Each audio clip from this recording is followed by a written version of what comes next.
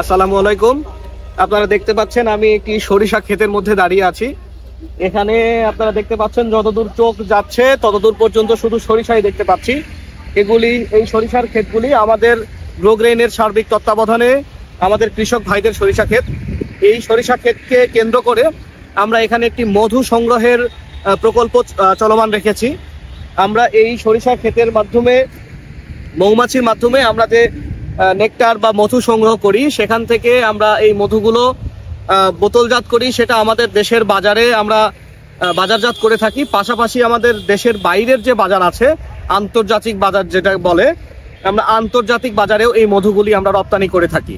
তো আজকে আমি এখানে এসেছি আপনাদের সাথে শেয়ার করতে যে আমরা গ্রোগ্রেইনের মাধ্যমে কিভাবে সরাসরি সরিষা ফুলের মধু মৌমাছির নেকটার সংগ্রহের মাধ্যমে সেটা কিভাবে আমরা মধু সংগ্রহ করে থাকি, সেটার প্রসেস কি, আপনাদের সাথে এই নিয়ে একটু কথা বলবো, আপনাদের সাথে শেয়ার করব আমাদের এই প্রকল্প নিয়ে।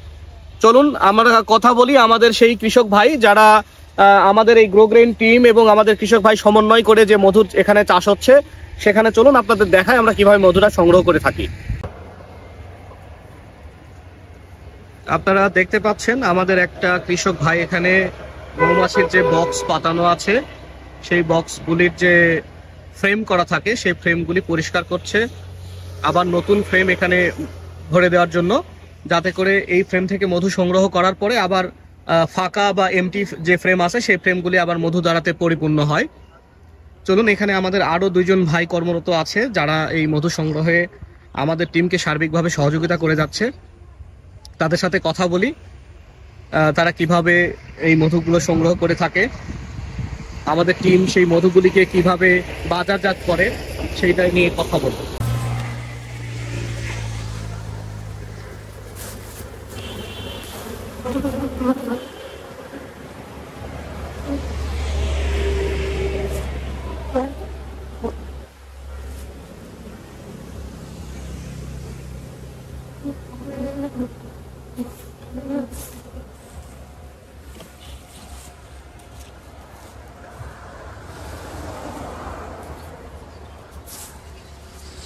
আসসালামু আলাইকুম। ওয়ালাইকুম সালাম। আপনি কেমন আছেন ভাই? আলহামদুলিল্লাহ ভাই। আপনার নাম কি? আমার নাম মোহাম্মদ রহিম ইসলাম। মোহাম্মদ রহিম ইসলাম। আপনি এই যে মধু সংগ্রহ করছেন, আপনি এই মধু সংগ্রহ কতদিন যাবত করেন?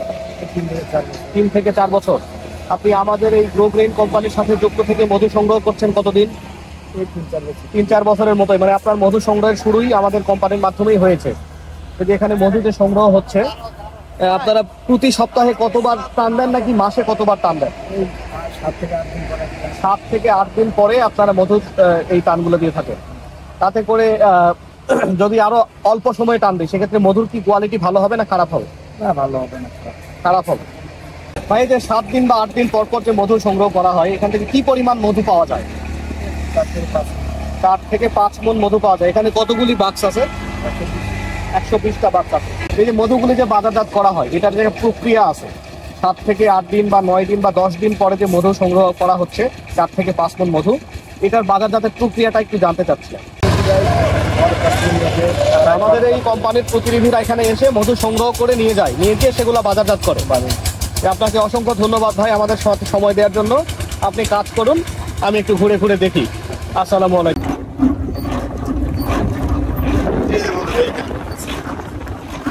আমাদের কইরা নিচে চলে যাচ্ছে।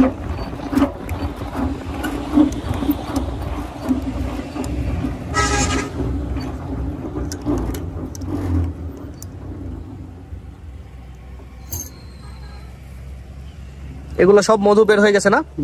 একদম এখন ফাঁকা। এই যে ফাঁকা স্যার, এগুলোর ভিতরে মধু ছিল। আচ্ছা আচ্ছা। এই যে এটা দেখেন, এটার মধ্যে এখনো মধু আছে। এটার মধ্যে এখনো আছে।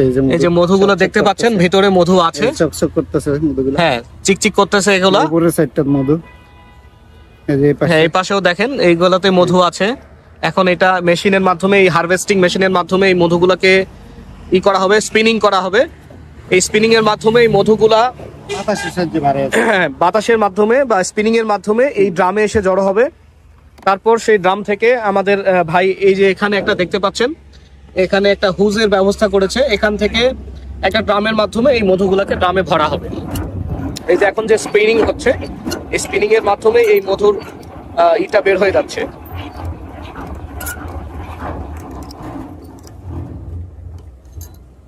দেখেন এই যে স্পিনিং শেষ হয়ে গেছে, আপনাদের দেখাচ্ছি।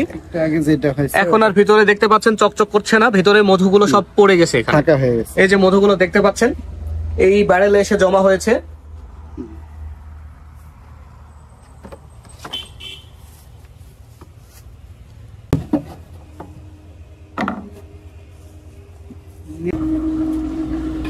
এই যে এটা ছেড়ে দিলে আমাদের নিচ দিয়ে বাইরে চালাচ্ছে। এই যে দেখতে পাচ্ছেন এটি সরিষা ফুলের মধু। এই হারভেস্টিং ড্রাম থেকে খুব সহজেই এই ছোট্ট ড্রাম বা জারকিন যেটাকে বলে এর মধ্যে ভরা হচ্ছে।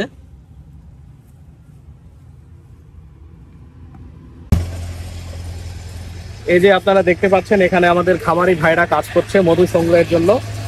এই পাশে আমরা দেখতে পাচ্ছি এখানে অনেকগুলি বাক্স আছে। এখানে এই বাক্স থেকে প্রতি 8 দিন বা 9 দিন পর পর যে মধু সংগ্রহের জন্য মধু টান দেওয়া হয়, বা হারভেস্টিং যে মেশিন আছে, এই হারভেস্টিং মেশিনের মাধ্যমে যে মধুর ফ্রেমের মাধ্যমে যে সংগ্রহ করা হয় মধু, সেই মধু প্রতি 10 দিন পর পর বা 9 দিন পর পর 4 থেকে 5 মনের মতো মধু পাওয়া যায়। এই মধুগুলি আমাদের ব্রুগ্রেনের যে প্রতিনিধি আছে বা টিম আছে তারা এসে এখান থেকে সংগ্রহ করে এবং সেই সংগ্রহ করা মধুগুলি বাজারজাত করা হয়ে থাকে।